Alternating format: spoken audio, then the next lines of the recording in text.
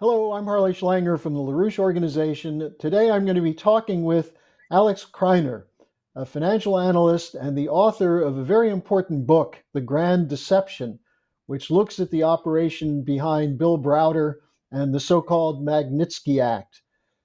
Today we're going to be speaking about the Alexei Navalny affair. In the last days, we've had Joe Biden and others from the United States lecturing Putin about how the United States is going to get tough. They're not going to put up with these human rights violations and so on. There'll be no more toleration for this. And they're being joined by leaders from the EU and NATO. Now, interestingly, inconveniently for them, a tape was released by the FSB, the Russian security service, to Russia Today on February 1st, which reported on a 2012 meeting at the British Embassy in Moscow, in which Navalny's top anti-corruption aide, named Vladimir Ashurkov, met with a top diplomat at the British Embassy, asking for $10 to $20 million to carry out essentially what we would call a color revolution in Russia. Alex, have you seen this video, and what does it mean to you? Well, yeah, I have seen the video, and it only confirms what I believe many of us already knew because you could read it between the lines. I believe that Alexei Navalny had been recruited and bolstered by a group connected with one William Browder. And William Browder is unquestionably an MI6 asset. Some in Russia thinks he's a CIA asset, but I don't know, same difference. They probably don't carry business cards with what agency they work for, but at some level, all these agencies cooperate in achieving certain geopolitical aims.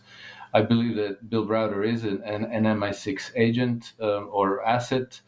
He's part of the Integrity Initiative, which is a British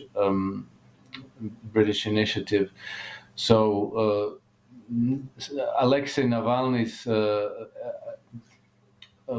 director getting caught soliciting money for a color revolution in Russia is nothing really surprising, but it's good for people in the West to see and hear it with their own eyes and ears. Well, unfortunately, it doesn't seem as though it's getting much coverage in the West. But I'd like to just broaden this discussion then, because as you know from the work you did on your book on Browder, since Putin became president, there's been a target on him, and particularly from the British, but also from the United States. Why are they targeting Putin in your view? Well, because it's the logic of empire. Empire can have no rivals, and when before Vladimir Putin came to power, they were well on their way to dismembering Russia and making it into a collection of weak, small client states that they would probably use for its natural resource wealth and cheap labor force. Uh, Putin prevented Russia from coming apart. He set it gradually back to the rule of law, and he made it one of the global powers to be reckoned with. And that doesn't suit their purposes. So, getting Putin out of power and getting back to making Russia a weak, corrupt client state of the West is what I think Western interests would prefer in this stage. And we were talking earlier that you see this as a continuation of a long-term project by the British Empire to prevent any forces emerging in Eurasia which would threaten the power of the British Empire. What can you say about that? Well, I I looked into the Browder's role primarily because I was appalled with the start of the new Cold War and how effective he was able to be to pass the Magnitsky Act through U.S. Congress in 2012.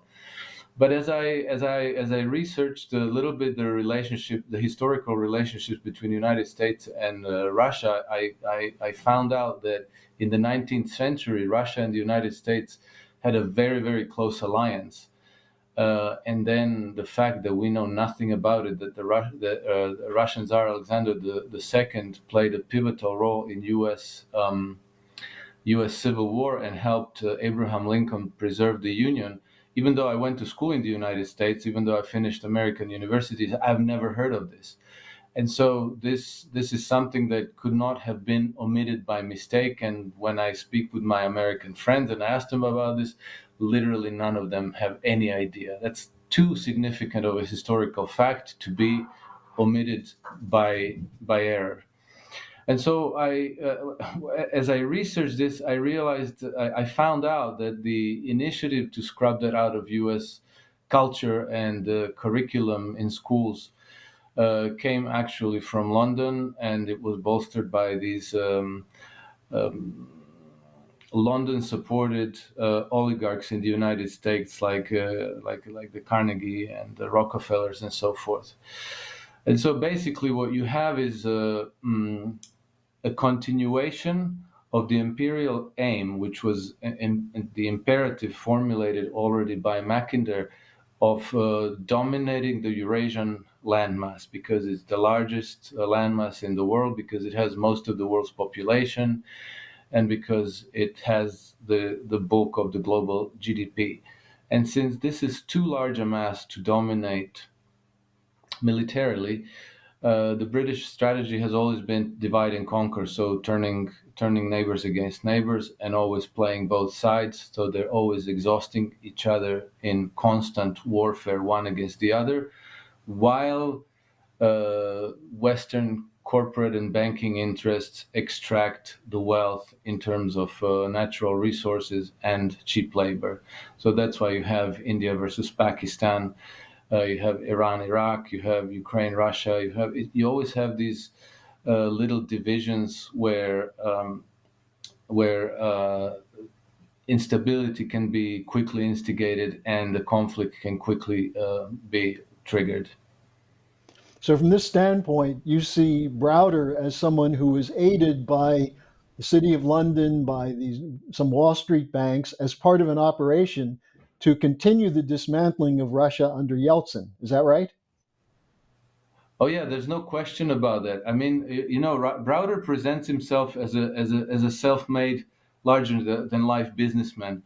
But I know a little something about his line of business because I was a hedge fund manager myself for many years, and the way he puts things in his narrative, in his book Red Notice, it just doesn't, it just doesn't. It's not credible. So, he set up his hedge fund in Russia in what, 1995, I think.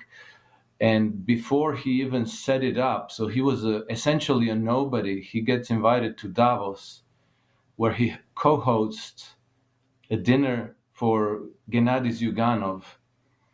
And this just doesn't happen. You can't be a nobody and get invited to Davos and co-host a dinner. And then when many years later Bill Browder got kicked out of Russia, it was Tony Blair himself who was going to intervene on his behalf to enable him to return to Russia at the St. Petersburg G8 summit. Tony Blair was going to intervene personally with Vladimir Putin for Bill Browder to return to Russia. That just doesn't, British Prime Minister intervening for some hedge fund manager managing $4.3 billion. That sounds like a lot of money, but it's not. As a hedge fund, that's like a small thing. It's not a big business. It's not like he's intervening for Royal Dutch Shell. This is like a small shop owner in Russia. And so there's a whole series of circumstances that are just so incredible, so stretched, that it is absolutely clear that Bill Browder is throughout his saga had a powerful group of helpers and handlers who helped him do what he did, and who are continuing to help him what he did, because at this point he's not even a hedge fund manager. He's a nothing. He's a nobody. Yet he's able to lobby in nation after nation. He's able to lobby this Magnitsky Act. And Magnitsky Act itself is a legal abomination, because it foresees introducing sanctions against individuals and companies without any due process, without any presentation of any legal discovery or any how do you call it way to, you know, if they put you on the Magnitsky list and you become sanctioned, you don't have a remedy. You're just, that's it. You And know, so in this is that legally. sense, the sanctions for the Magnitsky Act are sort of a precursor to what we're seeing now around Navalny. Your book is a fascinating book. I would recommend it to anybody who wants to look into this. But as we were talking before, Browder went out of his way to make sure your book is not available, didn't he? Yeah, that's correct. That's correct. So when my book was published, about 5 weeks later, uh, a U.S. history professor named Jeremy Kuzmarov picked it up and wrote a review in Huffington Post. And 3 hours after the review was published, it was taken down. And within 1 week, my book was taken down from Amazon and disappeared. And as I found out, it was because of a letter written to Amazon by one Jonathan Weiner, who was a policy advisor to John Kerry in Obama's administration, and who was also privately Bill Browder's lawyer in the United States. That's fascinating because the same Weiner worked with Christopher Steele to bring his reports from Ukraine in 2014 to John Kerry, and he vouched for Christopher Steele. So we see this British network. We're pretty Yes, much out of correct. time, Alex, but I want to thank you for joining us. The censorship of your book is part of the regime change color revolution policy: lie and censor. So I'm sure we'll be Correct. talking again. Thanks for joining us today. Many thanks for having me, and greetings to your followers. Okay, thank you. Thank you. Bye bye. Bye.